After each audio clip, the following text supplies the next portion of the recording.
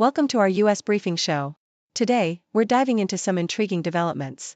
First up, President Donald Trump's approach to Ukraine and Russia has caught some eyes. His vague peace calls and language that seems to favor Russia's interests raise eyebrows, possibly undermining U.S. credibility as a fair peace broker. It's a tricky dance that could impact Ukraine's future and global stability. Next, in the world of trade, the U.S. is eyeing a potential tariff reduction on Chinese goods to jumpstart negotiations. Former Ambassador Terry Branstad hints at a swift move within a year, but tensions remain high as both sides play a game of tit-for-tat. The goal? Fair trade and avoiding escalation that could rattle markets. Finally, the South China Sea heats up again. Reed Bank, a resource-rich underwater reef, might become the next hotspot for conflict between China and the Philippines. With energy needs rising and geopolitical tensions simmering, the region's stability hangs in the balance, and U.S. support could be a game-changer. Please continue to stay tuned for more details.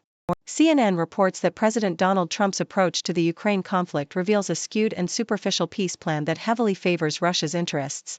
His language is notably vague and inconsistent, often dismissing the severity of Russian missile strikes while calling for a quick peace deal. Trump's social media posts and public statements show a disturbing tendency to downplay the atrocities committed by Russia, such as the attack on Kyiv that killed civilians, by focusing more on the timing of the strikes than their devastating impact. His reluctance to directly blame Putin for civilian casualties and his dismissive attitude toward Ukraine's military independence underscore a one-sided perspective that undermines the U.S.'s role as a fair mediator.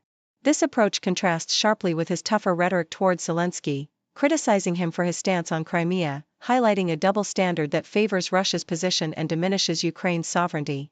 South China Morning Post details how Trump's former envoy to China, Terry Branstad, suggests the U.S. is contemplating significant tariff reductions on Chinese goods to revive trade negotiations, signaling a potential thaw in tense relations.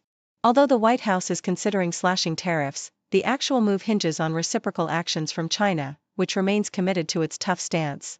The ongoing trade tensions have been characterized by tit-for-tat tariff hikes, with Beijing maintaining its stance against U.S. demands.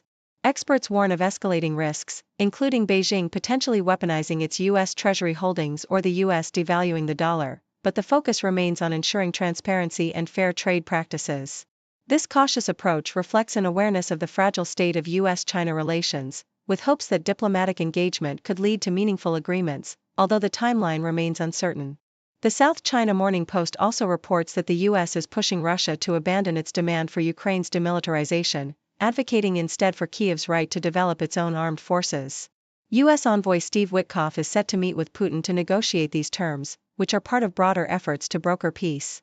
However, critics argue that the U.S. proposals are skewed in Russia's favor, especially since they include limits on Ukraine's military capabilities and the return of seized territories like the Zaporizhzhia nuclear plant under U.S. control.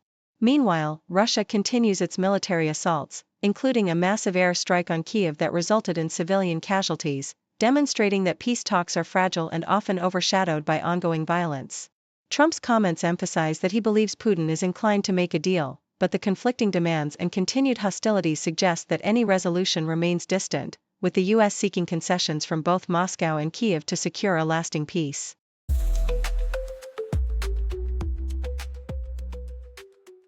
South China Morning Post highlights Hong Kong's unwavering commitment to tobacco control, emphasizing the city's long-standing efforts to curb smoking through measures such as smoke-free zones, warning labels, and advertising restrictions.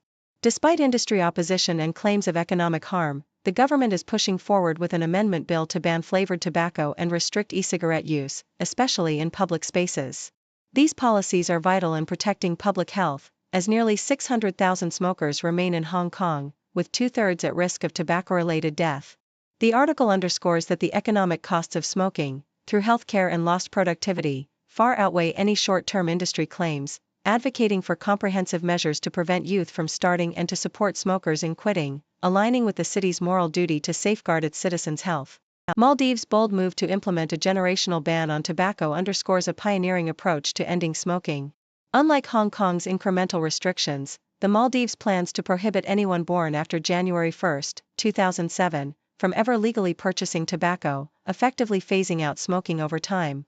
This decisive policy aims to eliminate youth smoking entirely, setting a global precedent. The Maldives' strategy is rooted in the recognition that existing laws, which restrict sales to minors, are insufficient due to enforcement challenges and ongoing street-level smoking. The article advocates for Hong Kong to follow suit, suggesting that a similar generational ban could be a powerful tool to eradicate smoking and promote a healthier society, demonstrating that radical, forward-thinking policies can be instrumental in combating tobacco addiction.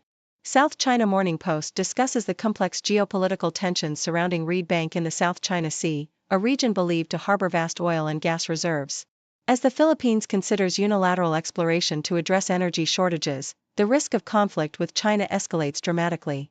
The Philippines' efforts to explore resources independently, especially after failed joint development negotiations, threaten to ignite a confrontation with Beijing, which claims the area and has historically opposed such moves. Analysts warn that domestic political factors, upcoming elections, and the Philippines' limited capacity for exploration could delay conflict, but the potential for clashes remains high. The article also explores the strategic role of the U.S., which might be reluctant to escalate tensions amid other global crises, and highlights the delicate diplomatic balancing act required to navigate resource ambitions and territorial disputes in this volatile region.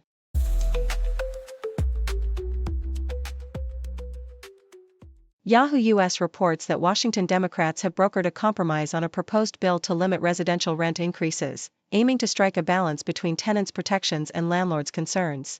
The new proposal caps annual rent hikes at 7% plus inflation or 10%, whichever is lower, removing previous exemptions for single-family homes and reducing the exemption period for new constructions from 15 to 12 years. This legislation, a priority for progressives, had faced stiff opposition from Republicans, moderate Democrats, and landlords, especially after the Senate raised the limit to 10% plus inflation and carved out certain single-family homes from the cap.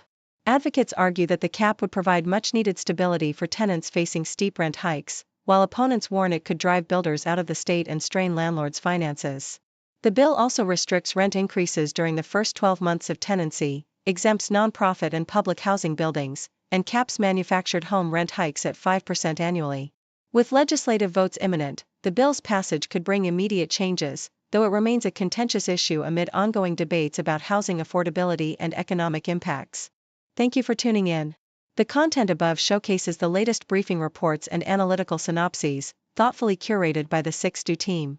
These insights stem from a wide array of reputable media outlets, think tanks, government sources, and specialized experts worldwide. We encourage you to explore these sources for a comprehensive perspective. Keep in mind that while the content may not always align with the official standpoint of 6Do Brief, it's not meant to be taken as absolute directives for decision-making. Comprising seasoned media professionals, learned scholars, and accomplished scientists, the 6Do team embodies a trailblazing, fully independent media entity. To customize 6Do Brief to meet your professional needs, you have the option to subscribe to a diverse array of briefings on our website, 6dobrief.com. Regardless of your location, you can conveniently receive 6Do Brief via email.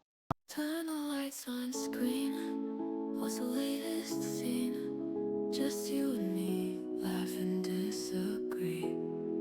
On the couch we sit, talk about the hits, news and bits, chat through all the fits. 6-degree chess. Gotta talk about that. Blind crazy chat. Share where we're at. From the weather change to the world's big stage, everything's fair game under our spotlight's flame. Grab a coffee quick, get your hot takes thick. We're here to mix and pick, every topic's our flick. 6-degree chess. Gotta talk about that. Like crazy chat. Share where we're at. Grab a coffee quick, get your hot takes thick. We're here to mix and pick, every topic's our flick. 6-degree chart.